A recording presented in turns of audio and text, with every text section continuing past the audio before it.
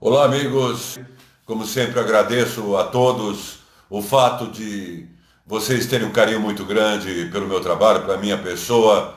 Isso é muito importante. Muito obrigado pelos corações, pelos positivos, pelo bem-querer que vocês transmitem para o meu trabalho, para a live, para a minha pessoa. Portanto, nós nos propusemos a desenvolver uma determinada temática e eu serei mais objetivo com quanto à questão do Cristo em si, longe de mim querer analisar a consciência do Cristo, porque eu ainda pretendo continuar com a minha sanidade mental. Então, eu vou falar o que eu acredito, o que eu sei, mas como eu sempre repito em todas as lives, por favor, o que for dito aqui ou nesta live, vocês submeterão ao crivo da razão de vocês e envidarão, acredito que, pesquisas. Esta é o meu posicionamento na live, mas a todos é dado o direito de pensar o contrário. Obviamente, eu não vou ficar dogmático e impor aquilo que eu acredito, porque senão nós tiramos a liberdade de consciência, como já havíamos dito, nós tiramos a liberdade de pensamento das pessoas. Então, muito obrigado pela compreensão, pelo fato de eu antecipar, e repito mais uma vez, aos que adentrarem a live às 19, às 21h30, essa live eu antecipei para as 19h30 e deixarei postada na linha do tempo deste Facebook. Para falar do Cristo, eu gostaria de fazer algumas abordagens com quanto a algumas passagens no caso da Bíblia. Muito obrigado pelos corações, pelos positivos. Existe uma passagem muito interessante que eu sempre falo, sempre falei em outras lives antigas, que quando nasceu o Cristo, Herodes mandou os seus soldados cortarem a cabeça de todas as criancinhas. Não é? Então está lá. Quando Emanuel nasceu, Herodes mandou cortar a cabeça de todas as criancinhas. Obviamente, Jesus Cristo foi levado ao Egito, a terra do silêncio, para escapar justamente do ataque de Herodes. Mas vamos analisar sob o ponto de vista meramente esotérico aí no caso, ou místico. Como já havíamos dito, como já falei em lives anteriores, no passado, Emmanuel significa Deus dentro de nós, a nossa consciência superior. É uma repetição que eu estou falando aqui. Emmanuel significa Deus dentro de nós, a nossa consciência superior. E toda vez que Emmanuel, ou a nossa consciência superior, quer se manifestar, o Herodes interno do nosso, que é aquele conjunto de crenças, a homeostase, ela puxa e a pessoa não consegue, vamos colocar da seguinte forma, não consegue manifestar o nascimento dessa consciência superior. Homeostase significa sempre puxar para o equilíbrio em que a pessoa está vivendo. Da mesma forma, toda pessoa que irá iniciar um treinamento em uma academia, no primeiro dia ela vai, no segundo dia, no terceiro dia, a homeostase começa a puxar de volta, né? Uma redundância. Então há de se ter uma vontade grande para se superar esta homeostase. No caso, nesta abordagem aí, a consciência superior em psicologia transpessoal é o nosso superconsciente. E toda vez que esse superconsciente quer se manifestar, e nesse superconsciente, este superconsciente, somos nós, são as nossas características superiores da consciência, o Herodes interno puxa de volta. Então, o Herodes representa crenças velhas, crenças ultrapassadas, o script de vida nosso, em uma parte do mesmo, que nós, em benefício da exposição, fomos sugestionados, absorvemos aquelas sugestões limitantes, aquelas críticas, aqueles julgamentos. Eu tenho certeza absoluta que quando certeza absoluta que quando muitos que têm os seus planos de vida, isso se relaciona a uma live que nós fizemos há pouco tempo com quanto à depressão, muitos dos que têm os seus planos de vida e querem desenvolvê-lo, embora tenham passado por vicissitudes, quando vão comungar, compartilhar estes planos de vida com as pessoas, particularmente pessoas reativas, as sugestões sempre são reativas, sempre são negativas. Assim sendo, a pessoa que está naquilo que nós falamos na zona de segurança, ela acaba não tendo o feedback necessário e ela mingua. Então, na verdade, este Herodes interno, esta parte nossa que nos boicota, ela se vê refletida em pessoas. Então existe o Herodes interno, e um monte de Herodes soltos por aí. Ou seja, de nossos relacionamentos pessoais. Uns torcem positivamente por nós. Outros, eu repito, em benefício da exposição, outros têm aquela coisa oculta, que não torcem. E outros sempre darão sugestões críticas, não críticas construtivas, mas críticas negativas. Então, portanto, se a pessoa já tem em seu bojo, em seu subconsciente, traumas até, de certa forma, de coisas que ela não conseguiu realizar, aquilo fica mais encurtido, fica mais fortalecido e a pessoa não consegue quebrar esta resistência interna. É o Herodes interior. Então, esse Herodes interior bloqueia a manifestação do Emmanuel, Deus em nós, ou Cristo em nós, ou o superconsciente, ou não importa qual seja o sinônimo. Existe outra passagem muito interessante no Novo Testamento que, quando Pedro estava na barca e viu o Cristo andando sobre as águas, Cristo falou: Pedro, saia da barca e ande sobre as águas.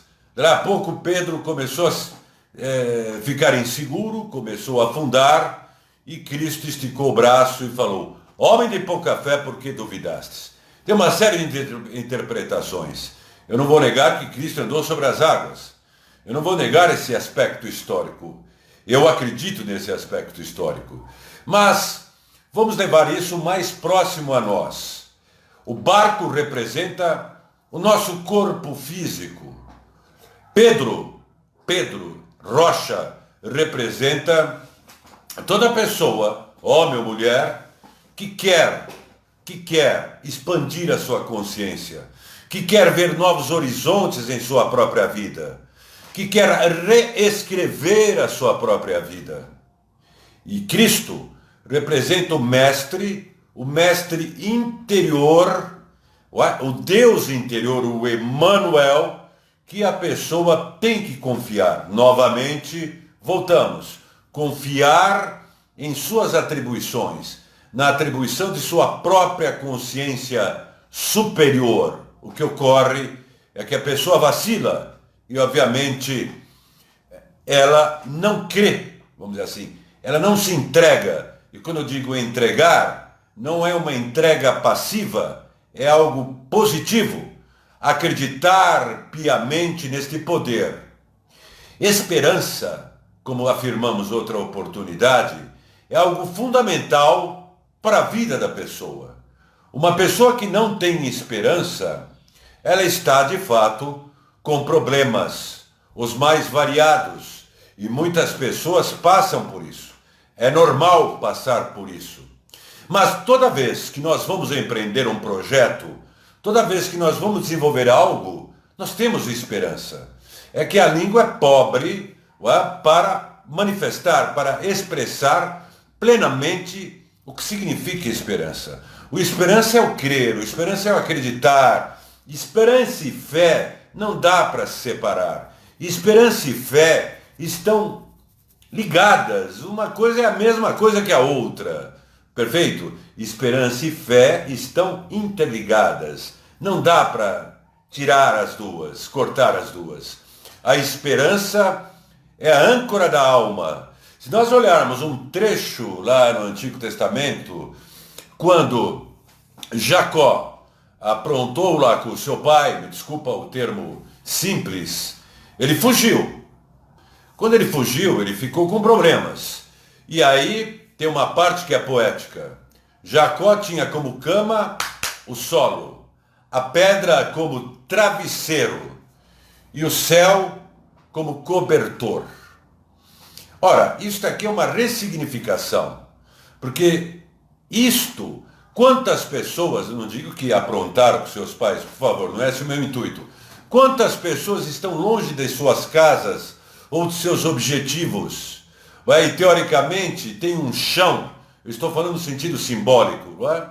No sentido simbólico para deitar, tem um travesseiro, que na verdade é uma pedra, onde eles vão ficar remoendo as suas dores e suas angústias. E tem o céu como cobertor.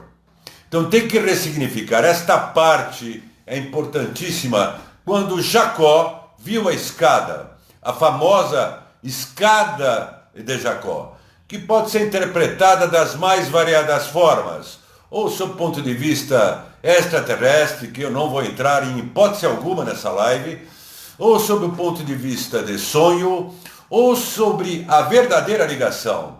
A escada de Jacó representa o quê? A conexão que nós temos em nosso coração com o alto.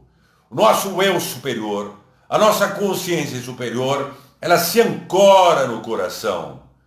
Nós sabemos do Instituto HeartMath, hoje todo mundo não para de falar, que o eletromagnetismo do coração é mais forte que o eletromagnetismo cerebral. O Greg Braden fala sobre isso. Isso é coisa do Instituto HeartMath, que fica lá no Vale do Silício, um trabalho extraordinário que mostra as células inteligentes do coração. Então não é só uma questão de chakra cardíaco ou da contraparte sutil. O nosso corpo físico também representa todas as contrapartes sutis.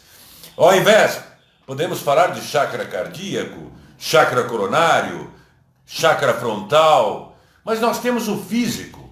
E é no físico que se começa tudo. Então o coração, com o eletromagnetismo do coração, ele está todo como chakra cardíaco, a pineal e por aí vai.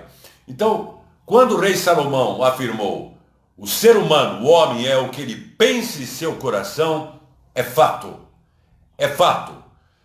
Não é um paradoxo, é real.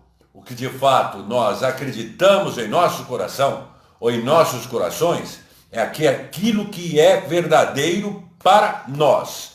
Várias pessoas podem falar conosco, repito, em benefício da exposição, passar a informação.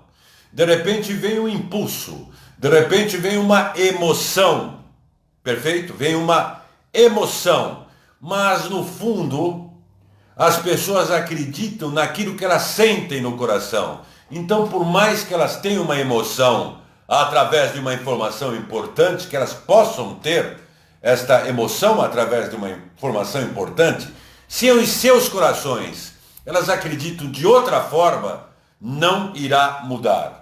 Portanto, o Emmanuel, o Deus em nós, o nosso superconsciente, ele tem que estar presente em nossos corações. Nós temos que, de fato, acreditar em nossos corações, mudar o padrão. Isto não é fácil, senão estariam todos iluminados. E isto não é fácil. Lembrando o flyer anterior que eu inseri, que era sobre o Antigo Egito. Então aqui eu vou fazer abordagens e eu gosto de falar sobre as minhas experiências. Ainda não falarei nesta live, mas eu gosto de fundamentar, de colocar autores excelentes. Por exemplo, o Papi, ele era um grande médico ocultista do século XIX, em Paris, discípulo direto de Eliphas Lévi, de mestre de Philippe de Lyon, que nós falamos em outras oportunidades. O Papi afirmou que os antigos egípcios constituíram verdadeiras cidades astrais. Verdadeiras cidades astrais. O que o Papi queria dizer com isso? Quando um sacerdote passava de realidade, mudava de realidade, os egípcios conseguiam, através de como é que eu poderia dizer? Eles conseguiam, através de um processo muito importante, reter o corpo etérico daquele grande sacerdote. Porque o sacerdote, quando nós partimos, nós vamos para outras realidades. Podemos ficar um pouco tempo aqui, dependendo, não adianta, dependendo de nada. Cada história é uma história, senão vai entrar em subsistemas. O nosso corpo bioenergético contém as nossas informações. Embora as pessoas que se aprofundaram nesses assuntos sabem muito bem que o que contém todas as informações é o que nós chamamos átomo causal, com as espirilas no corpo causal. O Amit Goswami, ele fala corpo causal quântico. Ele poderia dar nos livros a referência teosófica. Isto aqui é teosofia. Então, esse corpo causal é que registra tudo. Mas o nosso corpo bioenergético também fica impregnado com as nossas informações. Então, os egípcios, eles faziam o seguinte, eles mantinham esse corpo bioenergético dos sacerdotes.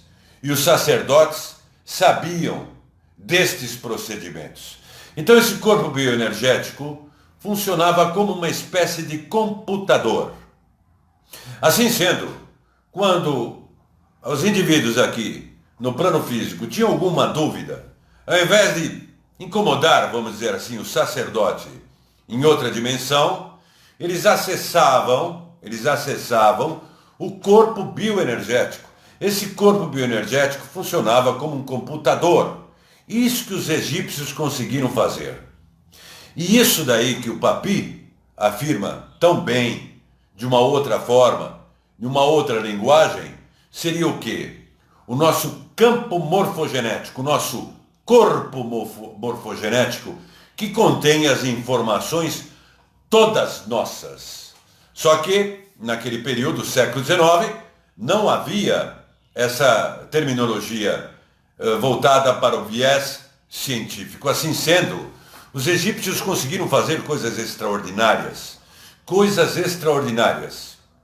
que somente agora a ciência começa a suspeitar. Eu digo a ciência oficial, não a ciência dos bastidores.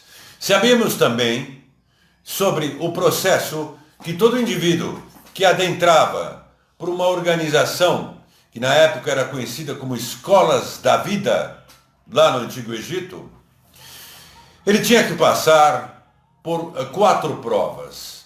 Ele adentrava através de um caminho pela esfinge, que agora que estão começando a perceber algo através da tecnologia avançada que tem, que este caminho que iniciava-se por dentro da esfinge, acabaria dentro da pirâmide de Quéops.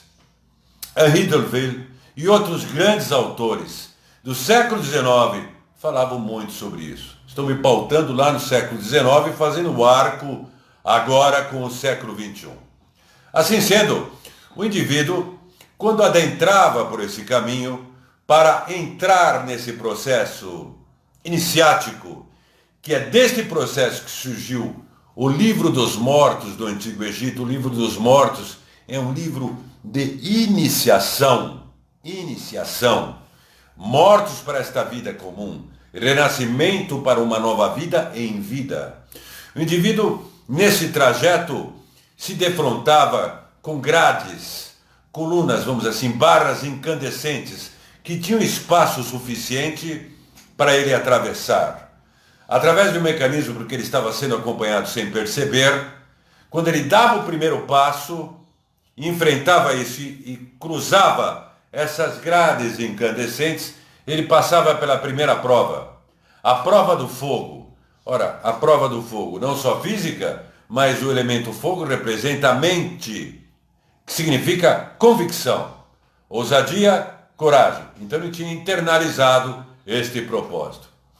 Depois de um determinado período, ele tinha que adentrar a uma espécie de cova dentro do subterrâneo. Tinha um sacerdote que o orientava para ele entrar lá e ele ficava tempos, sentia calor, tempos que, talvez horas que poderiam demorar anos. Se ele persistisse, ele passaria pela prova da terra, uma espécie de câmara de reflexões. Então ele começava a dominar o elemento terra, porque o elemento terra, do seu ponto de vista psicológico, representa o quê? Determinação. Então, elemento fogo, convicção, mente, atenção, lei da limitação, como dizia John Fortune na doutrina cósmica, foco. Elemento terra, determinação, pés no chão, prova da terra.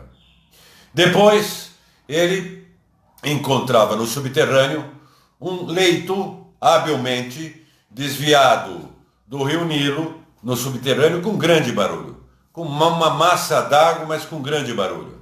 E ele via uma lamparina no chão. Então não tinha outra coisa para fazer. Ele tinha que pegar aquela lamparina e atravessar aquele leito, entre aspas, daquele rio de largura pequena, estreita, mas ele não sabia a profundidade, mas ele estava convicto. Ele estava convicto. Quando ele adentrava nesse rio, ou neste canal, ele percebia que era raso, vinha até os seus joelhos. Como era tudo escuro e muito barulhento, ele não sabia a profundidade. Mas ele ia. Então ele passava pela prova da água.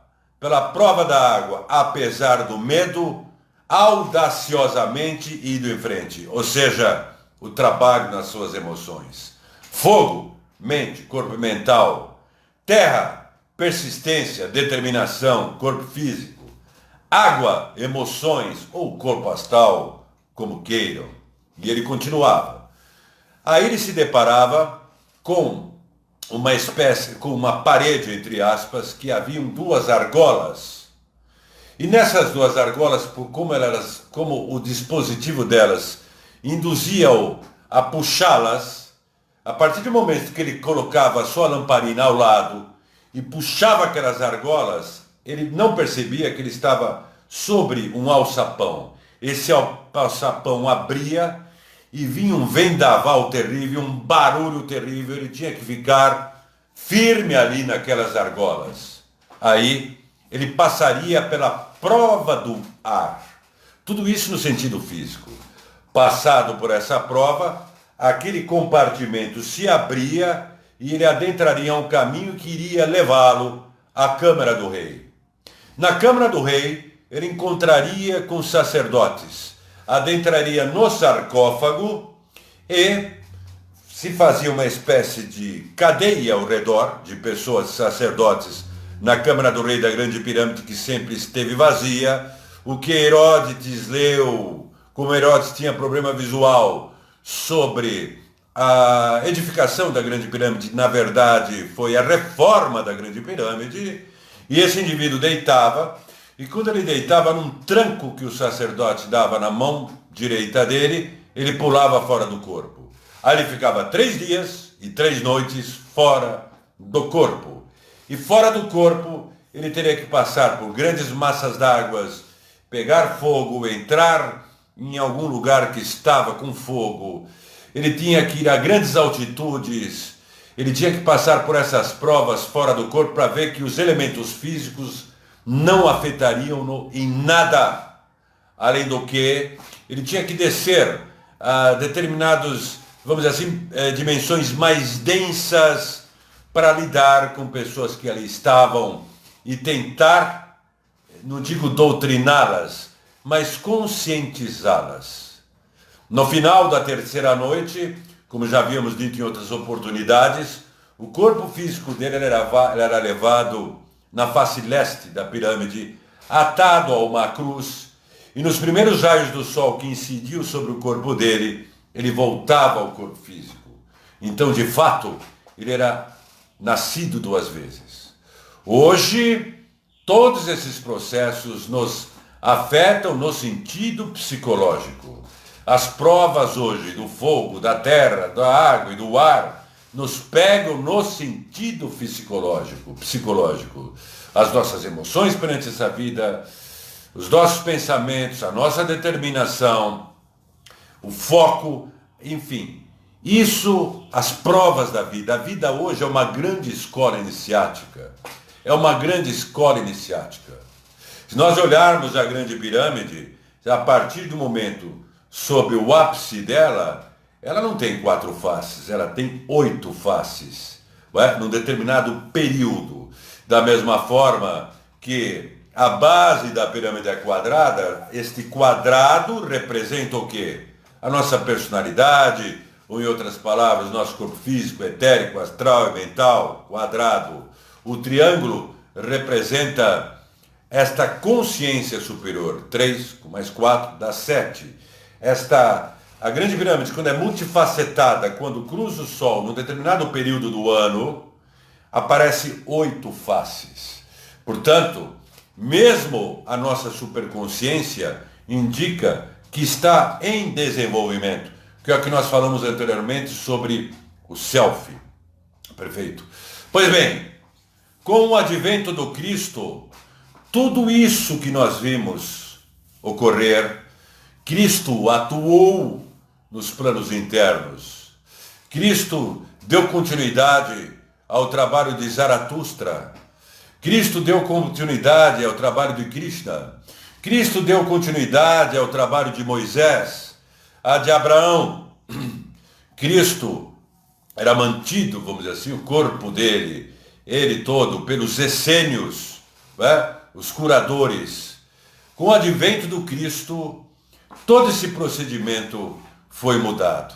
Não obstante, a humanidade até hoje passa por reveses, com muitas dificuldades, mas todos os templos voltados a leste, é que do leste é de onde vem a luz, e do leste viria aquele que é conhecido, como estávamos falando agora, por Papi, por Mestre Felipe de Lyon e por outros tantos, era conhecido como o reparador. Eu não estou querendo falar, como é que eu poderia dizer, a genealogia do Cristo sobre outro aspecto, vinculá-lo a extraterrestres, isso não me interessa de momento. O que mais me interessa é passar aquilo que eu acredito, e vocês não precisam adotar isso como regra, o trabalho que o Cristo fez e faz pela humanidade. O Cristo nos dá a possibilidade, de fato, de nós percebermos o nosso sentido de vida. Todo o trabalho que o Cristo passa, particularmente no sentido psicológico, do que nós chamamos de consciência interpessoal, tão necessária para os dias de hoje, com as nuances, com os contrastes que temos na vida, tudo o que ele passa, o grão de mostarda, tem um sentido importantíssimo, muito importante para a autossuperação, realização e autorrealização, desculpe-me uma redundância complementar, e autorrealização do ser humano. Isso Cristo passa, e muito mais, e muito mais. Quando eu falei do MIT, eu quis dar sustentação teórica, fundamentada ao que eu falei.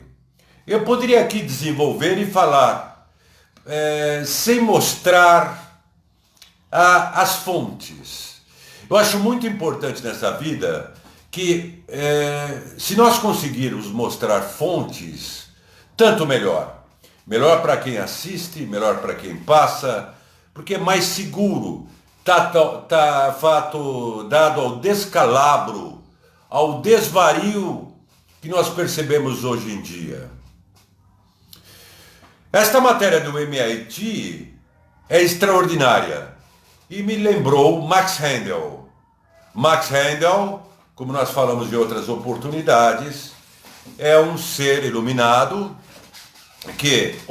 honesto, que ele começou seus estudos um dinamarquês que começou seus estudos na Sociedade Teosófica.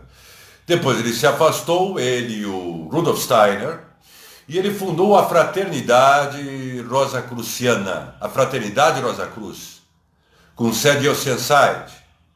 Ele muito colaborou com Melanie Palmer Hall, como nós falamos, em outras oportunidades. A Fraternidade Rosa Cruz é uma outra linha, uma outra abordagem. Ela não tem relação direta com a morte, da qual aqui vão os meus cumprimentos aos fráteres e sorores da Amorque, paz profunda a todos. E no sentido Rosa Cruz, do Max Heindel, que as rosas floresçam sobre a vossa cruz, a cruz do nosso corpo denso, onde o espírito superior, o nosso eu superior, está crucificado. E as rosas representam os nossos chakras. Então, por isso que as rosas floresçam sobre a vossa cruz. E a resposta é, e também sobre a vossa. Ou seja, é o eu superior, o Cristo interior que poderá mudar o destino.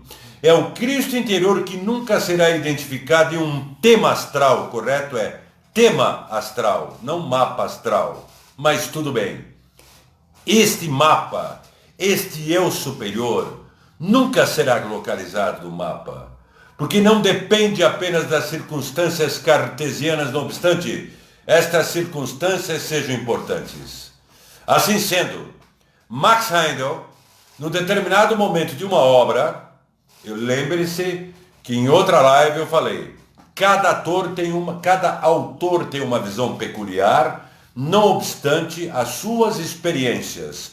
Falamos de Leadbeater, extraordinário, Steiner, Annie Besant, General Jadaza, Max Heindel, Dora Van Gelder Koons, todos extraordinários, todos extraordinários. Mas é importante saber que, além da percepção, quando a pessoa está aqui no plano físico, ela pode ter uma percepção, mas ela vai adequar a sua visão pessoal. Portanto, é importante garimpar e fazer os devidos links. Isso é importante. Para tal, é estudo sistêmico, como Ken Wilber já falava há décadas e outros tantos, Capra e por aí vai. Max Heindel, em um livro formidável, mas, vejam bem, tem que garimpar, tem que fazer pontes, tem que ser feito pontes. Max Heindel, em seu livro, conhecido como Conceito Rosa Cruz do Cosmos, há críticas ali. Eu queria abrir um parênteses. A literatura teosófica antiga, e também rosacruciana, vamos colocar assim, ela sempre fez crítica ao espiritismo, ao movimento espírita. Então é mais um parênteses importante que eu tenho que colocar. O movimento espírita foi codificado, organizado, me perdoem o parênteses, eu não estou saindo do tema, é sistêmico, por Allan Kardec. Allan Kardec é o termo druida, porque os druidas conversavam com seus entes familiares quando esses desencarnavam e ficavam conversando sobre a partilha de bens, porque os druidas tinham uma vidência extraordinária. Era comum para os druidas. Então, por isso, Allan Kardec quis fazer um método científico do qual ele o fez. E depois o movimento espírita kardecista ganhou contornos religiosos, como nós falamos. Nada contra. Eu acho que as atualizações é importante e cabe ao fórum íntimo de cada pessoa a analisar. Não podemos criticar essas pessoas que, vamos dizer assim, pavimentaram o caminho para nós. E por tudo que elas sofreram, pelo seu suor, pela sua dedicação. Não temos como. Da mesma forma, grandes vamos dizer assim, pessoas do movimento evangélico, pessoas extraordinárias que incitam a acreditar no Cristo. Então, não tem como julgar. Julgar é erro, embora o ser humano nasce julgando, mas tem que haver o discernimento. Nunca é razoável afirmar que desta água nunca bebereis, ou beberei. Não é razoável isso, porque o futuro é imponderável. Então, uma rigidez com quanto a julgamentos pode incorrer em erros futuros que a pessoa se arrependerá. Então, Allan Kardec, ele desenvolveu toda a codificação. E aí, esses movimentos antigos, nesse período antigo desses movimentos de início, haviam muito críticas ao espiritismo. Mas não era o movimento espírita em si, eram os vigaristas, eram as pessoas que faziam embustes. Então esses outros movimentos combatiam os embustes, e isso respingava. Hoje esses movimentos, já veio o movimento espírita de outra forma. E olhe, se não fosse o espiritismo, este contato que muitas pessoas têm como alento, elas estariam perdidas. Da mesma forma, uma ciência avançadíssima da transcomunicação foi graças a movimentos espíritas que colocaram atenção na transcomunicação, me perdoe. Existe até uma passagem de um trabalho do grupo de Luxemburgo, quando estavam se comunicando através de aparelhos com os planos internos, falando com um amigo que já estava do outro lado, amigo daquele grupo e tinha desencarnado. Este amigo do outro lado falou para o seu interlocutor, sem um outro amigo falar a dúvida que ele tinha. Os Mahatmas existem, foi a resposta do outro lado. Então, nós estamos num momento de síntese, é isso que importa, síntese. O momento é importantíssimo. Então, voltando lá no Max Handel. O Max Handel, no livro Conceito Rosa Cruz do Cosmos, ele fala, há décadas eu li esse livro, que o Cristo, ele desintegrou o seu corpo físico. Desintegrou e depois reconstituiu. Tinha que se ter um fundamento, eu acredito nisso. Eu acredito na ressurreição física do Cristo. E não fique à vontade de negar. Só neguem com elegância. Não é? Só neguem, por favor, com elegância, respeitando a todos que estão na live. Ninguém é obrigado a acreditar nisso. Ninguém é obrigado. Eu acredito.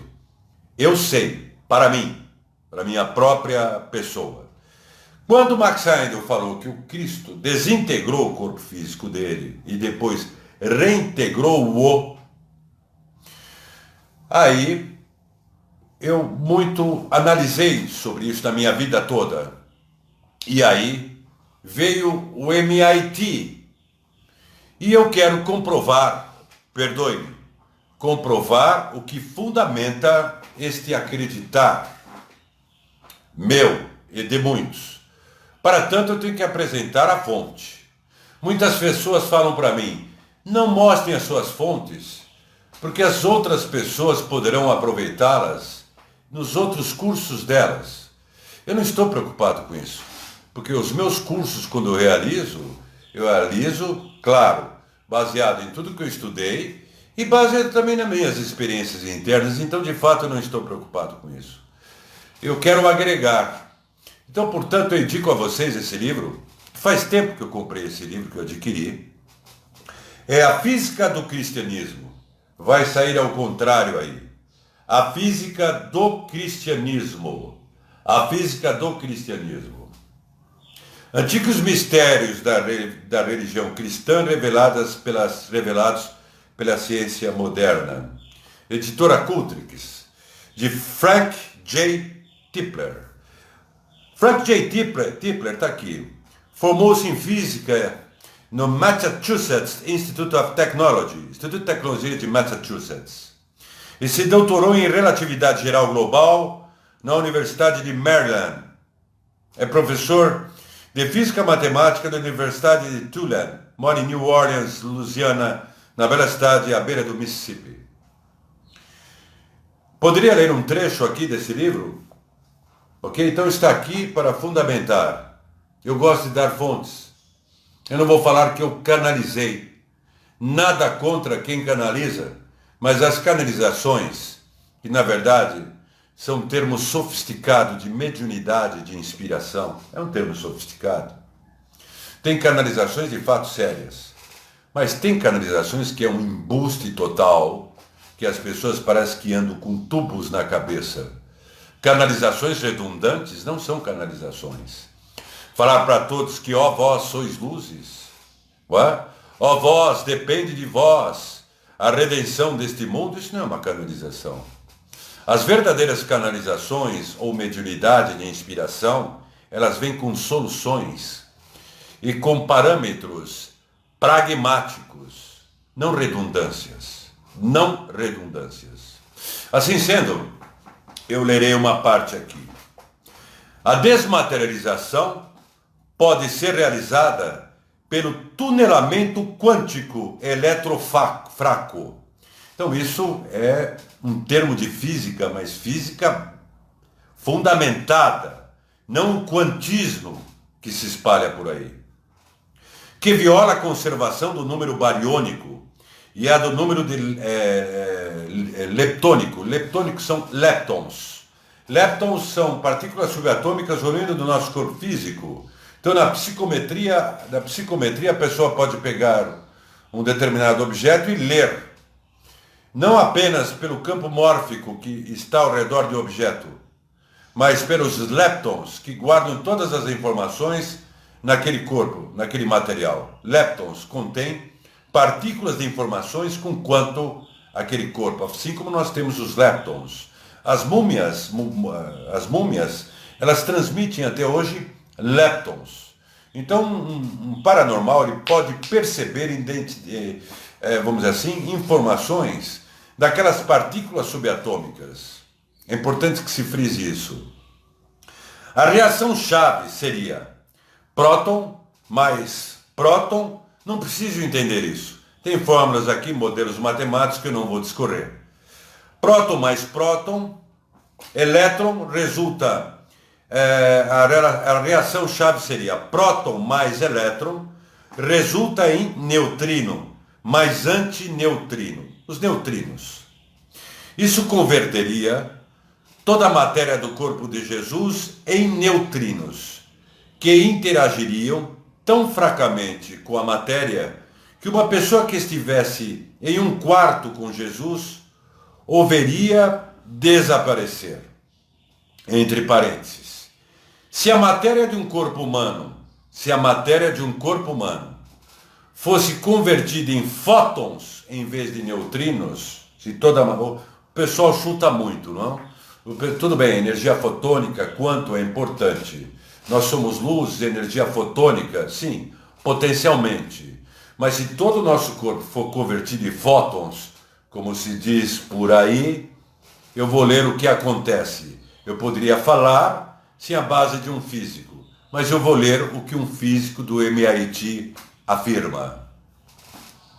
Se a matéria de um corpo humano fosse convertida em fótons em vez de neutrinos, isso seria equivalente à detonação de uma bomba de hidrogênio de 1000 megatons. Se a nossa matéria toda, do nosso corpo, de um corpo físico, fosse convertida em fótons, isso seria equivalente a uma bomba de hidrogênio de 1000 megatons.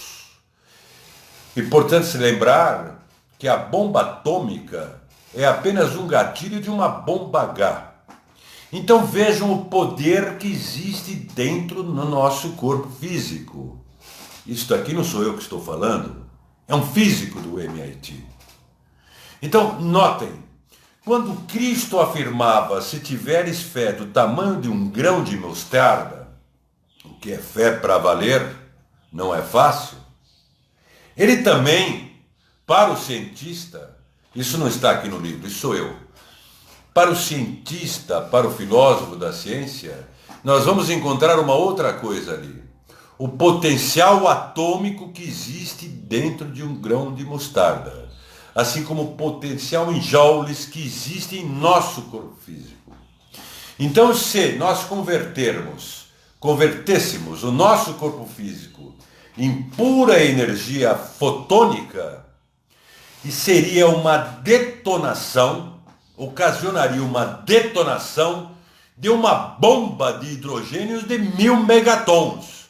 Então, quando vocês forem ouvir aqueles canalizadores farsantes, me desculpem a crítica, mas é uma crítica que importa, porque chega das pessoas ficarem desencaminhando as outras com termos técnicos que as pessoas não entendem e acabam acreditando, e talvez esses farsantes nem saibam que signifique isso, nem saibam o que significa modelos matemáticos, nem saibam o que significa um Lorentzian dos wormholes, a fórmula. Muitos não sabem, não é?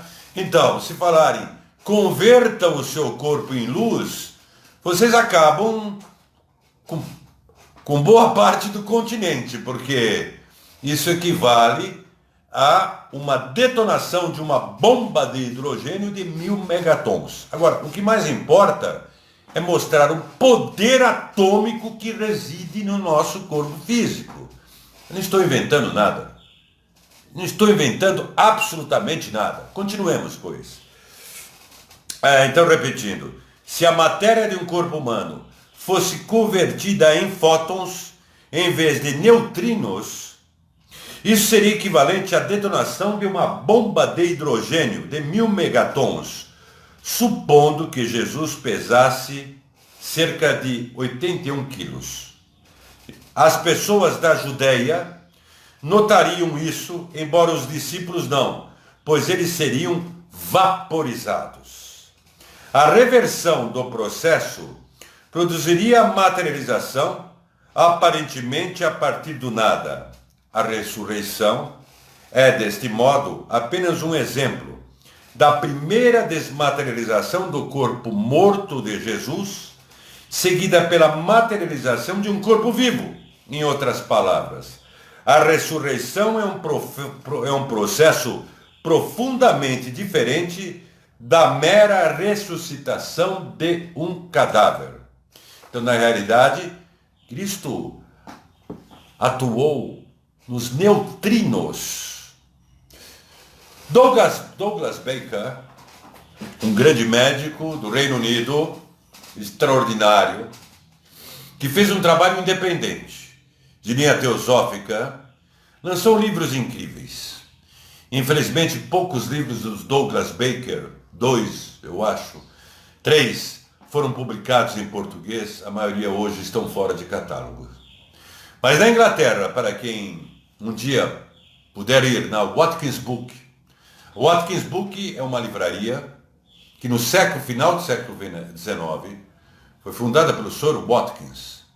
E o Sr. Watkins recebeu, e tem, não é? A família dele tem, a primeira carta do Mahatma Kutumi, em francês, quando Mahatma Kutumi mandou para Madame Blavatsky, perdoe-me, para a família de Madame Blavatsky, a localização de Madame Blavatsky, porque a família estava muito preocupada. Esta carta foi escrita pelo Mahatma Kutumi, está em francês, e é propriedade da família Watkins. Eu vou ver se eu coloco aí no meu Facebook, na linha do tempo. Vocês gostariam, pessoal, as famosas perguntas que eu faço? Gostaria de saber se vocês gostariam que eu inserisse a carta em francês do Mahatma Kutumi, que está com a família Watkinson, mostrando onde estava o paradeiro da Blavatsky. Então, se vocês quiserem, dê sinal de positivo, que, embora essa live muitas pessoas irão assistir às 9h30, eu postarei mais tarde. Muito obrigado. Então, vou postar esta carta do Mahatma Kutumi. Na livraria Watkins Book, lá em Londres, nós temos a parte dos livros novos e a parte de baixo é um sebo, é um alfarrábio. Mas é um alfarrábio britânico extraordinário. Tem muitos sebos bons aqui no Brasil também. Muitos, muitos mesmo. Hoje é importante, tem uma reserva nesses sebos considerável, né, desses alfarrábios. E lá tem vários livros do Douglas Baker. Um dos livros do Douglas Baker foi quando ele, já antevendo o que o Rupert Sheldrake iria criar em cima de todo aquele contexto teosófico do plano etérico ou do plano morfogenético, ele subdividiu, como a teosofia subdivide, muito obrigado, ele subdividiu o plano etérico em 4 fases, como nós já falamos, como a teosofia, os ensinamentos teosóficos dividem, né? Etérico, superetérico, subatômico e atômico. Não dá para eu explicar aqui. Ou químico, vital, luminoso e refletor. A parte superior, mais fina do plano etérico que interage aqui, que é por onde vamos dizer assim, se propagam o bendito eletromagnetismo do celular, as ondas de rádio, as ondas de TV, as ondas telepáticas, a mente atuando nessa contraparte etérica planetária que são os campos morfogenéticos, eu não paro de repetir isso, e esses campos morfogenéticos acabam influindo no embrião, no DNA, isso é matéria para outra live, enfim. Nessa divisão, nessa subdivisão, se é que podemos falar dessa forma, que não é uma prateleira, se encontram justamente as partículas, as ondas subatômicas. Não é? Então, quando os cientistas observam uma onda subatômica, eles estão vendo o quê? Eles estão vendo uma atividade de uma onda subatômica no plano etérico, que é físico. E lá se encontram os neutrinos. Então, Cristo ativou os neutrinos. Então, ele desmaterializa o corpo físico dele e rematerializa. Então, ele desenvolveu a ressurreição de fato, tal conhecimento e o poder do Cristo.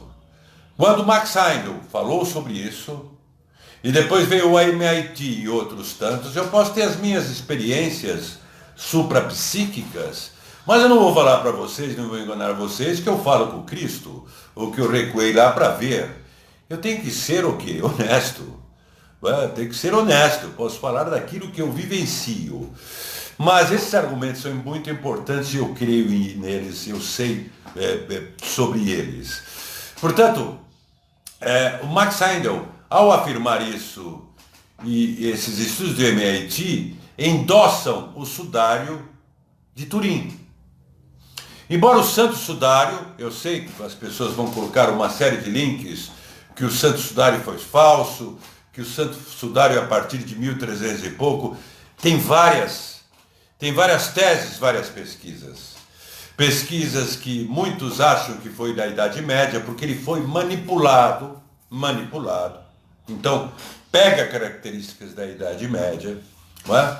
Pega características da Renascença, quando sai da Idade Média, só para explicar, a Idade das Trevas começa com a queda de Roma, e a Renascença, que é a saída da Idade Média, inicia justamente na Itália. Não é? Então, essa manipulação do sudário acaba impregnando, faz com que se impregne, vamos dizer assim, muitas coisas com quanto as pessoas que manipularam o Santo Sudário. Mas, para minha pessoa, o Santo Sudário, de fato, é real. E o fato de o Cristo irradiar toda aquela desintegração do corpo físico dele, depois volta a reintegrar, aquilo, o Santo Sudário, ficou tal qual uma chapa fotográfica, relatando claramente a fisionomia do Cristo. Isto eu sei e isto eu acredito. Mas eu não posso impor isso para vocês. Eu falo com entusiasmo, com convicção da minha fé. Mas em momento algum eu posso impor. E eu tenho certeza que pessoas colocarão contrapontos nos comentários da live. Serão bem-vindos, desde que elegantes. Os que não forem elegantes, deixa para lá. É perda de tempo, como dizia Leadbeater, meras vibrações na atmosfera. Continuando, eu vou dar um outro exemplo. Posso dar, que está aqui? Aqui se fala sobre a Eucaristia, e a abordagem que Santo Agostinho entendeu que na Eucaristia ocorre o centro, que é o Cristo. Então, eu vou dar um pulo aqui. O que significa dizer que Jesus está efetivamente, agora preste atenção nesse brilhante texto aqui, preste bem atenção. O que significa dizer que Jesus está efetivamente presente no pão depois de o padre realizar certa cerimônia. Preste bem atenção. Com a teoria da encarnação, nós não estamos falando reencarnação, encarnação, que ele descreveu, que o autor descreveu no livro, podemos dizer que assim como havia uma conexão coerente entre o ser humano Jesus e a segunda hipótese, aí vem a física, da singularidade, do mesmo modo há uma conexão coerente entre o pão depois da cerimônia e a segunda hipótese da singularidade. O padre nada faz. A segunda hipótese estabelece a coerência. Coerência é um termo de física. Coerência. A segunda hipótese estabelece a coerência. Jesus, o homem, estabeleceu a cerimônia há 2000 anos. Há 2000 anos. Em sua natureza divina, a segunda hipótese. A segunda hipótese. Ele estabeleceu coerência entre ele mesmo e o pão atualmente. Se tal coerência fosse estabelecida, a substância do pão e do vinho seria mudada exatamente da mesma maneira que a substância do homem Jesus foi transformada por coerência através do multiverso. Na segunda hipótese da singularidade, os átomos do pão e do vinho não são alterados enquanto átomos, exatamente da maneira como a substância do homem Jesus proveio de sua mãe, a mesma que a dos seres humanos comuns. A transubstanciação, em terminologia física moderna, é a coerência quântica. Examinando ao microscópio, o pão consagrado se parece com o pão. Os testes químicos padrões mostrariam que a hóstia consagrada é indistinguível do pão.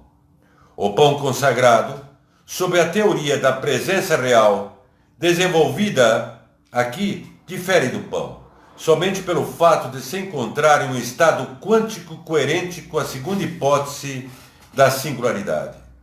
Se um experimento for realizado para se verificar se um elétron é um elétron, ignorando-se o aspecto da coerência, em ambos os casos, um elétron em um estado coerente ou não, confirma-se que o elétron é um elétron. A coerência é mais sutil. É uma relação com outros objetos, em vez de ser algo intrínseco ao objeto. Uma determinação da coerência quântica requer um teste sobre os dois elétrons que se suspeita estarem em coerência quântica. De maneira semelhante, um teste de coerência quântica realizado em uma hóstia consagrada seria muito mais sutil que meros testes realizados para se verificar as propriedades intrínsecas do pão. A manutenção da coerência quântica entre dois elétrons ou entre qualquer sistema grande é excessivamente difícil. A coerência quântica em uma grande escala é essencial para se provocar a conversão, notem bem, da matéria em neutrinos. Isso, de fato, é física. A coerência quântica, para converter a matéria em neutrinos. A manutenção da coerência quântica em uma grande escala é a principal barreira à criação de um computador quântico que se tem.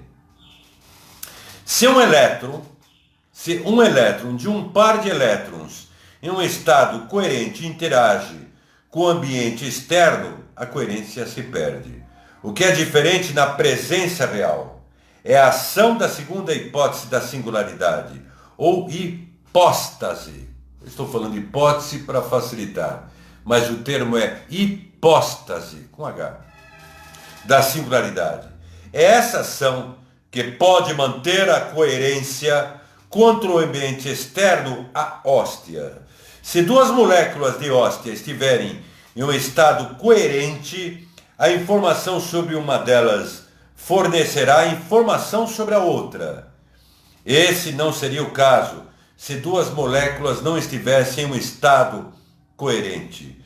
Se dois elétrons fossem estabelecidos em um único estado coerente, conhecer o spin de um deles nos permitiria automaticamente conhecer o spin do outro. O que é o spin? O spin, quando a onda, que é elétron, através do colapso quântico, da função de onda, que muita gente fala, sem saber a etimologia e o lexo, enfim. Um spin é quando a onda de um elétron, de uma partícula subatômica, se transforma, a onda, quando, e na observação se transforma em uma partícula, essa onda do elétron, quando o elétron se transforma em uma partícula, ele tem um spin, ele tem um giro em seu próprio eixo. Notem o macro e o micro. O elétron, quando se transforma em partícula, ele tem um giro, é um spin. Da mesma coisa, da mesma forma que os planetas têm um giro, a rotação.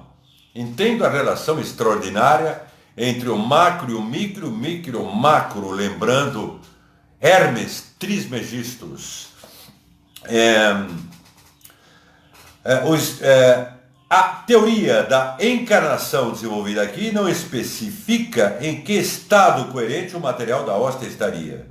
Desse modo, não é possível descrever exatamente um experimento para estabelecer a coerência, mas se suspeitamos da coerência, o método de tentativa e erro pode estabelecer que forma a coerência assume.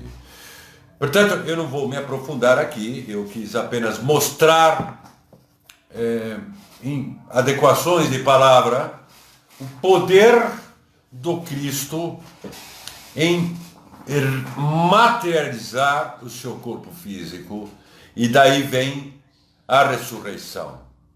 Quando vem as colocações que através dele a morte foi vencida, de fato, se um dia chegarmos ao poder que ele tem, nós poderemos fazer o mesmo com o nosso corpo físico. Mas o ato de ressurreição dele mostra uma sutileza aí. Mostra que ele estava consciente após a morte do corpo físico. Então ele não morreu. E ele fez o corpo físico dele ressuscitar. Então, portanto, venceu a morte é um grande sinal que o Cristo passa, que a vida não acaba quando nós abandonamos o nosso invólucro físico.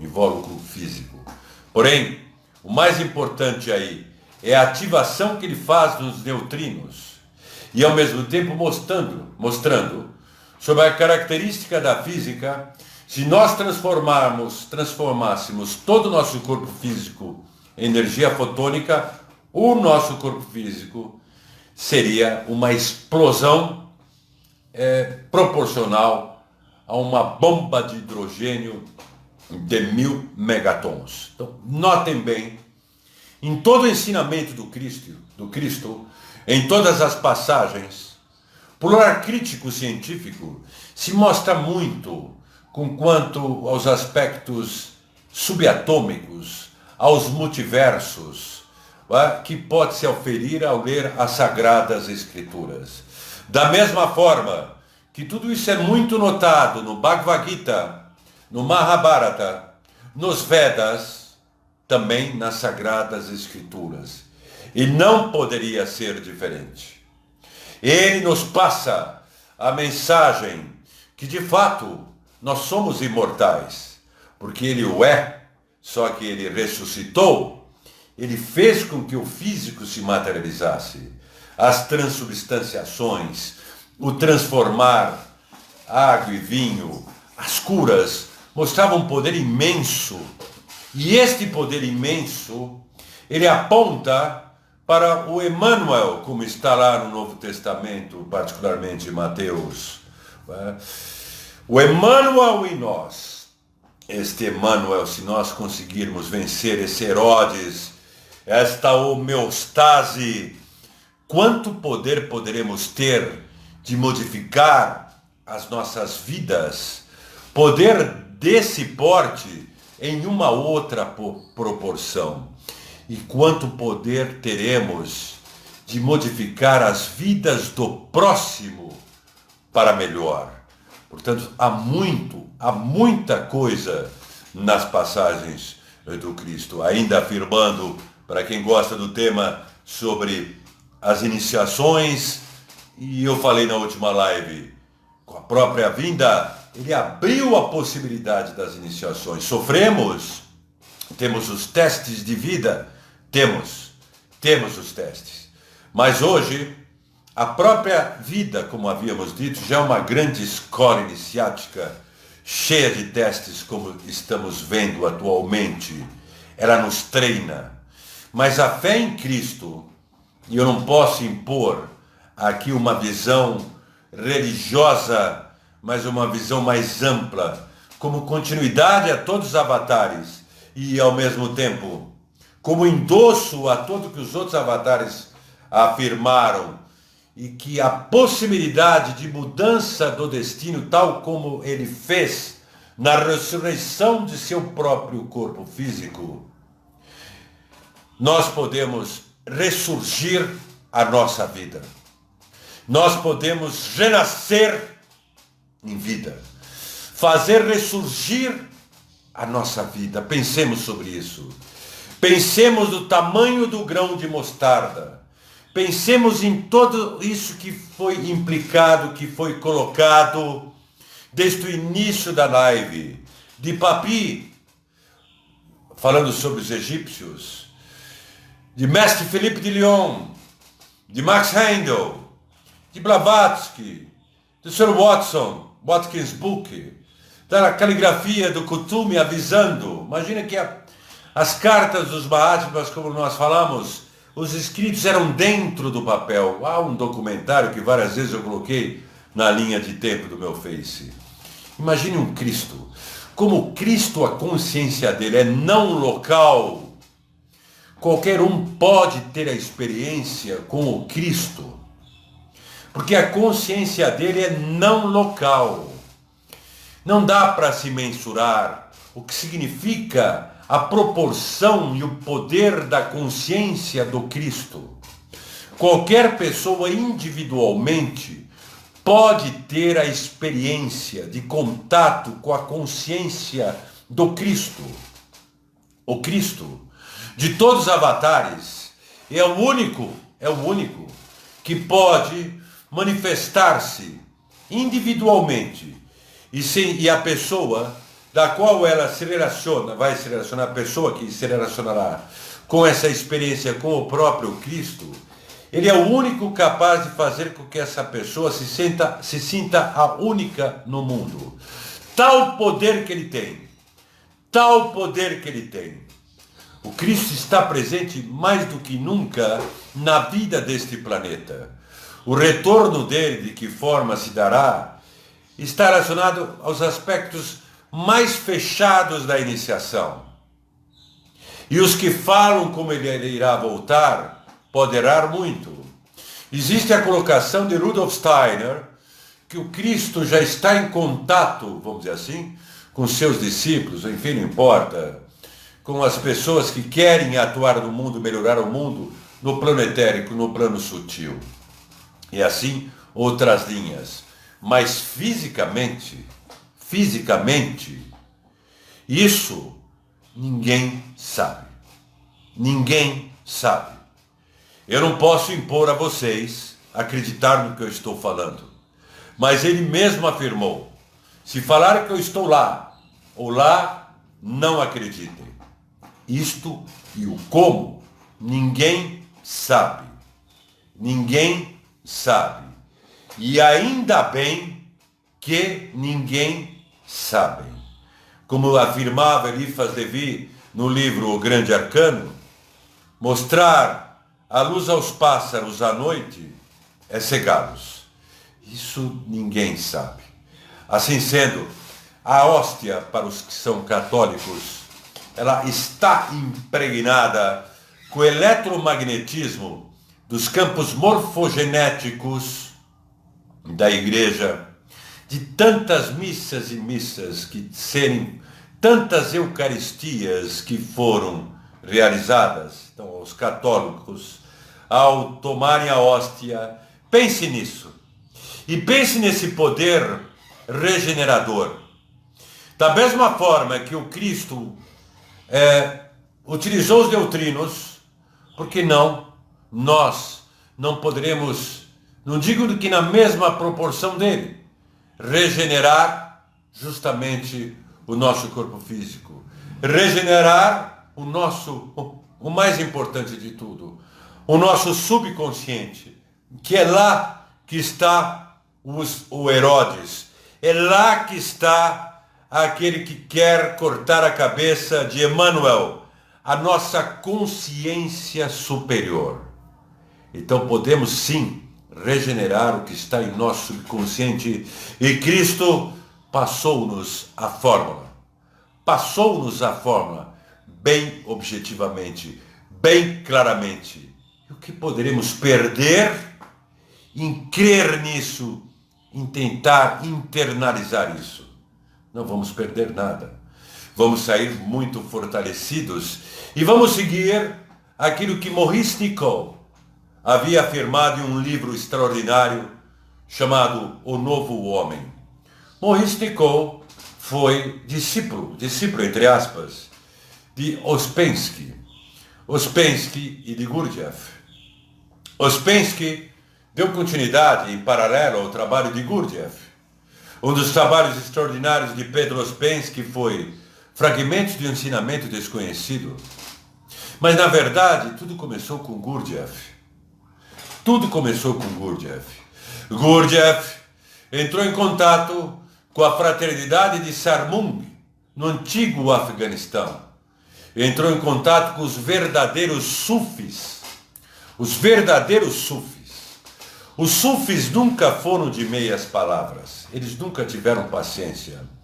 Eles sempre foram direto.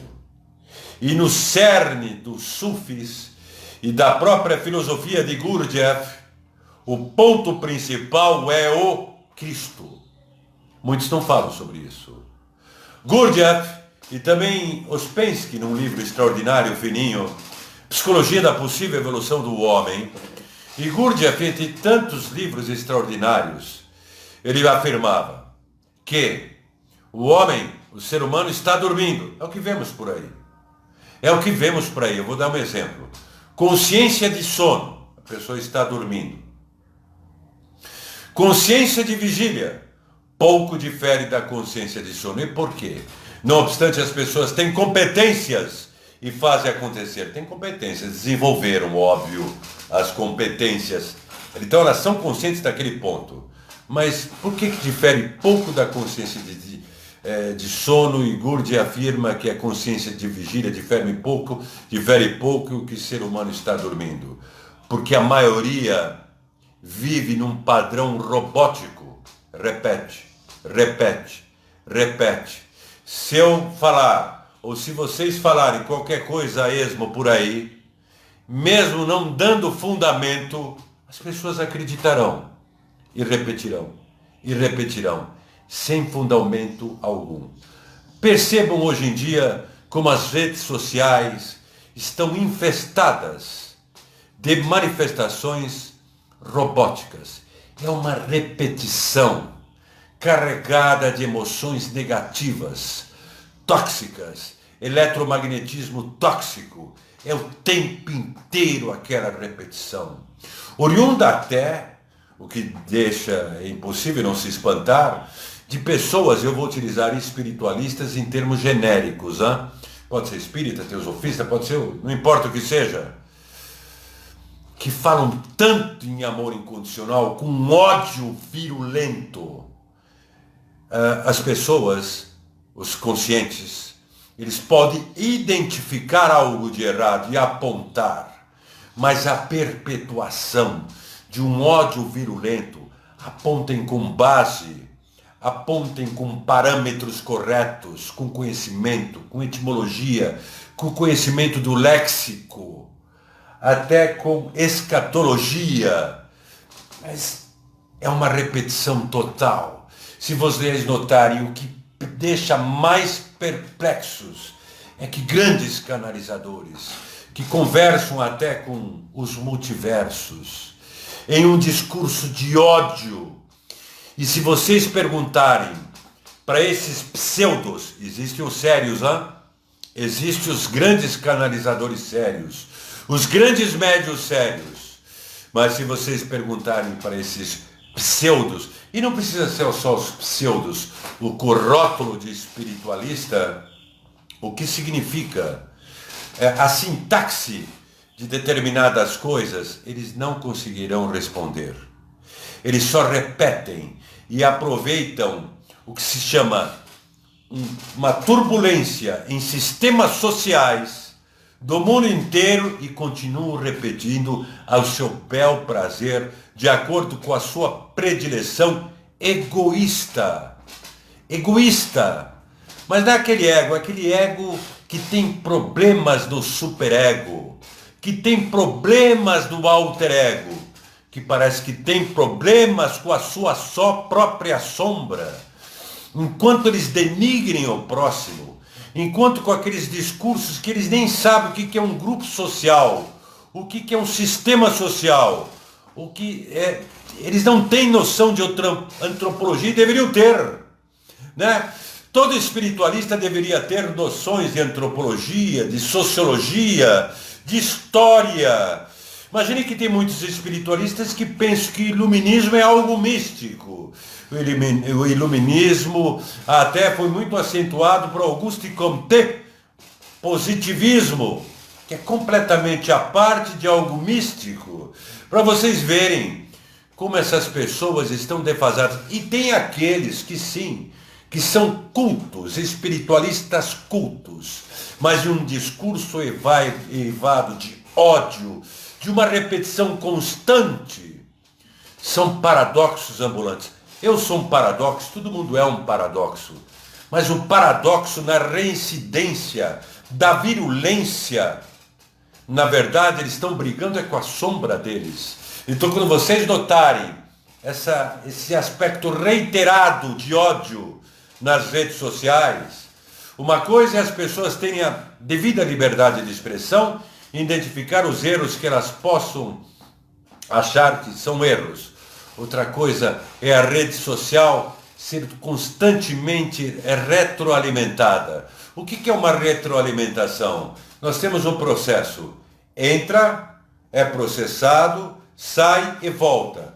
Tem um feedback. Isso chama-se retroalimentação. É um sistema fechado. E essas pessoas estão com o sistema fechado. Elas falam, o processo sai, ok? Os algoritmos são os mesmos. Entra no processo e volta. Lembra até karma. Porque tudo aquilo que elas estão propagando é um processo fechado. Que o tempo inteiro vai e volta para elas. Entope ainda mais o subconsciente delas. Além de entupir o subconsciente dos outros. É um processo fechado. Não é um processo aberto. Não é reciclável. O tempo inteiro é o mesmo processo. Se nós fôssemos colocarmos em metáforas algoritmos,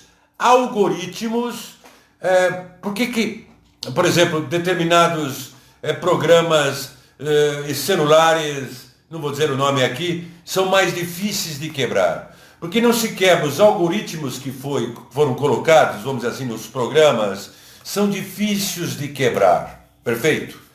O ser humano é que nem um algoritmo. O tempo inteiro ele vai recebendo algoritmos. Eu estou falando de forma metafórica. Perfeito? Informações. Ele vai repetindo o algoritmo. E vai repetindo o algoritmo. E repete. É que nem o Facebook. Se vocês colocarem o mesmo tema no Facebook, o tempo inteiro, pelo algoritmo, os algoritmos, e tem muita gente que fala os algoritmos, e não tem a mínima ideia do que são algoritmos. Mas vamos tocando. Se vocês colocarem o mesmo tema no Facebook, no Face de notícias de vocês, vai aparecer o mesmo tema. E aquele mesmo pessoal. Então são algoritmos ambulantes. As pessoas não conseguem mudar o algoritmo. Isto é o que o Gurdjieff afirmava. Consciência de vigília, porém do sono. É a consciência automática. São automáticos e discorrem sobre Cristo, e discorrem sobre Deus, e discorrem sobre amar o próximo. Assim, são até poetas. São até poetas. Ué? Da boca para fora, porque dentro o subconsciente está com um monte de algoritmos ali que fica naquele processo repetitivo. Eles parecem empresas mecanicistas antes de Frederick Taylor analisar a questão de tempos e movimentos. Nos princípios da administração científica, Teoria Geral de Administração, TGA. Assim sendo, o ser humano é uma máquina programada, seu subconsciente está programado. Muitos têm dificuldade de quebrar esta programação. Esta programação nos leva ao início da nossa live. O Herodes. Aí, o Gurdjieff fala o outro estado após esse. É a consciência do si. Querem ver como é que é a consciência do si? E sair da ilusão? Fiquem em período iminente. Em um problema iminente. Imediatamente a pessoa torna a consciência do si. Ela se percebe. A consciência do si é o princípio da individuação. E o que nós notamos na rede social não é nada de consciência de si. Não estou criticando todos. É aquela repetição e repete. Não vai mudar nada. Só vai piorar. Só vai retroalimentar. E o ser humano que está nessa consciência de sono, de vigília, ele vive a vida inteira. Pode fazer coisas boas, mas é aquele outro aspecto importante para receber a graça que o Cristo afirmou, do tamanho do grão de mostarda, é o desenrolar, é o trabalhar na consciência do si. Só assim ele poderá mudar de fato o seu destino e a vida do próximo. E depois o outro estágio que o Gurdjieff afirmava, que é a consciência objetiva, que é a superconsciência, quando a pessoa começa a ter expansão da consciência. Este é o Emmanuel. Portanto, para este Emmanuel romper, cada vez que ele vai romper, vocês podem ter experiências, podem atestar. Na vida, quando acontece algo de bom, quando vocês vão dar um passo importante, vem algo e boicota tudo. Ou é uma terceira pessoa, ou é alguma coisa que surge. É o exterior sintonizado com isso que está no subconsciente. É culpa nossa? Não vamos nos colocar como culpados. Mas a partir do momento que já sabemos, a responsabilidade aumenta. Então, podemos unir o conhecimento e a emoção, a fé, e não ter dúvidas, o que é difícil, porque nós podemos hoje dormir sem dúvidas e amanhã, pelos processos químicos, acordarmos com dúvidas e com medos, porque o organismo já despeja logo de cara na parte da manhã noradrenalina e já vem o medo da vida. Às vezes nem existe um fator real, objetivo, mas aquele medo. Natural as pessoas terem receio do futuro. Natural a pessoa ter medo do futuro. O medo é um instinto de sobrevivência. Acontece quando se extrapola isso. Isso é o que faz eu em algumas partes da minha vida assim, por que não? Assim como as outras pessoas empacarem. E é isso que devemos combater. E a única forma é através, sim, da emoção associada ao conhecimento. E o tempo inteiro replicando a emoção e conhecimento. Orai e vigiai. Lembra o Cristo nisso. Orai e vigiai. Olha a consciência adormecida. E o Cristo afirmava, desperta tu que dormes. Está aí. E o Gurdjieff seguia isso. Eu colocarei aquele texto do mestre Kutume, aquela caligrafia, Repito aos que estão assistindo essa live, era para ter começado às 21h30. Eu a antecipei para as 19h30. Ela ficará postada aqui.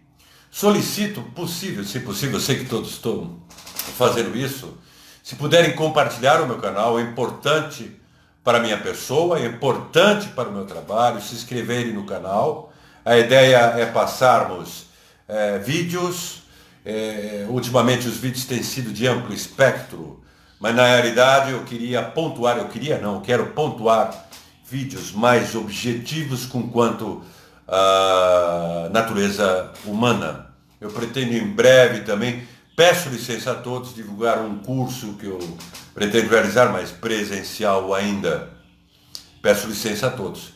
E ao mesmo tempo, eu vou colocar o link do meu livro, que também me ajuda. É o meu trabalho e eu tenho que divulgar o meu trabalho.